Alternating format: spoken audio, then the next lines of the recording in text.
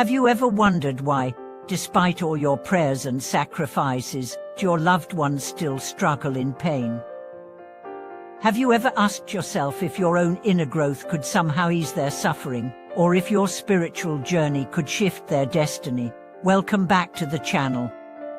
This is a place where we dive deep into ancient wisdom, where modern confusion meets timeless clarity. Today, let's explore a question that echoes in the hearts of many, yet is rarely answered with the depth it deserves. Can your self-cultivation truly change the fate of your family? And if so, how? So many of us wish for harmony at home, peace with our children, health for our parents. But if all we do is wish without transforming ourselves, that wish becomes a castle built on air. That's not pessimism, that's the clear-eyed reality laid out by spiritual masters for generations. One such teacher said, "You must let go internally, but never give up. You must commit to the path, accumulate virtue, and cultivate wisdom." This is not superstition. It's not naive belief in miracles. It's a logical system of cause and effect, a psychological and spiritual science as ancient as the stars. Let's step into the story of how changing yourself can ripple through the lives of those closest to you. Why does this happen? Because of the concept of shared karma. You and your family are not bound together randomly. You were born into this family, not by chance, but through deep karmic entanglement as causes and effects from lives long past. This invisible web is what ties your spiritual actions to their worldly experiences. Just like how the ripple of one stone dropped into a pond can disturb every lily pad across the surface, your spiritual choices send waves through the soul streams of your parents, siblings, partners, and children. But these waves don't come from control or coercion. They rise from your own stillness, your transformation. We begin with a story. A woman whose relationship with her mother had always been fraught with tension and conflict began a simple daily practice, chanting mantras each morning and reciting sutras each night. She didn't try to change her mother. She didn't even bring up the conflict anymore. She simply focused on her inner peace.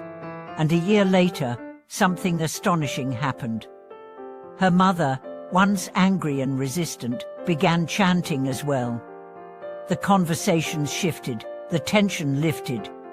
As the daughter changed herself, the bond reformed naturally, not by force, but through resonance. The influence of self-cultivation works on 3 levels. First, there is your visible behavior.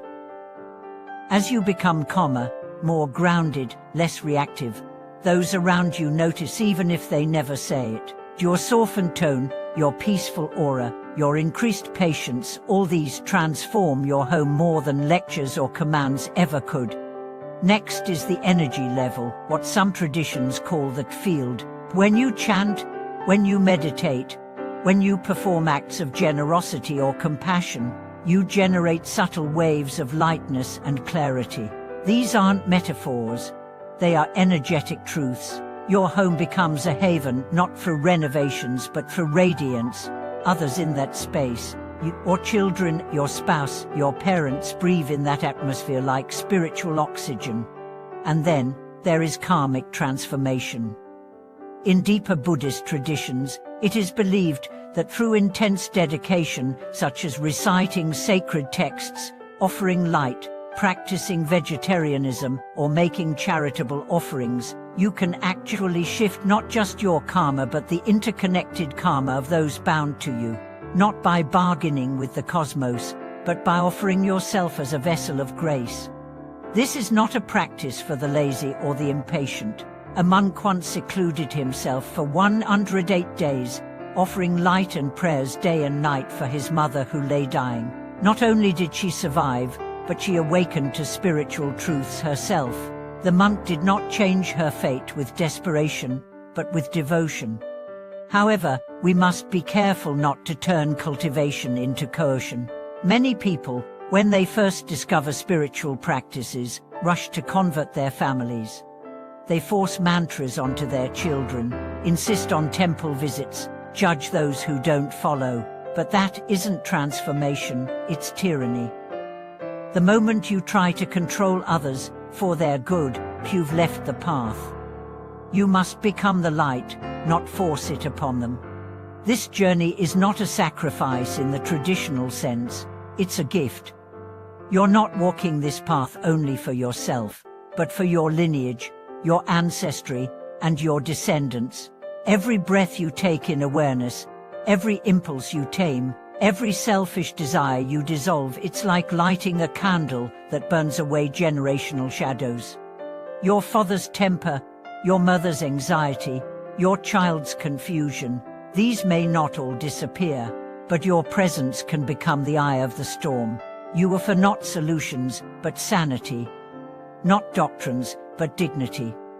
Not superiority, but surrender. This is the deepest form of love.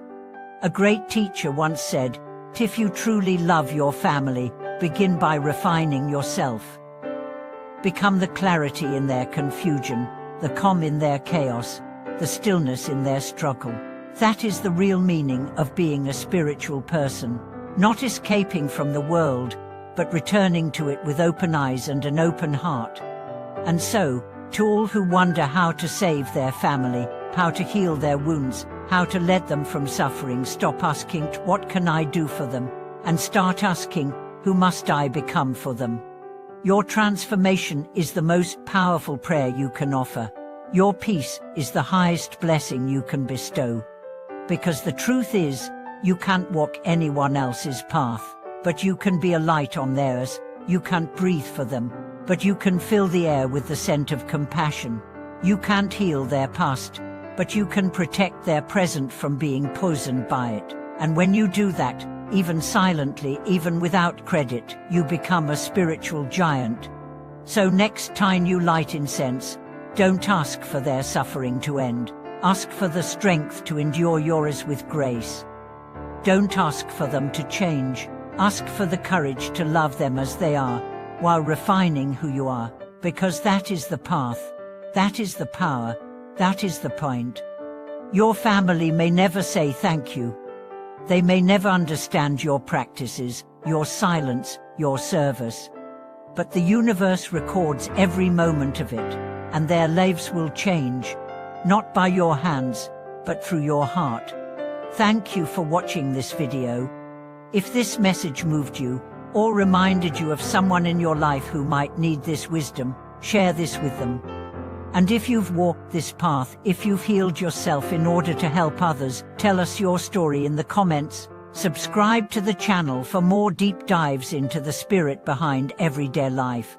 And don't forget to like the video if it spoke to you.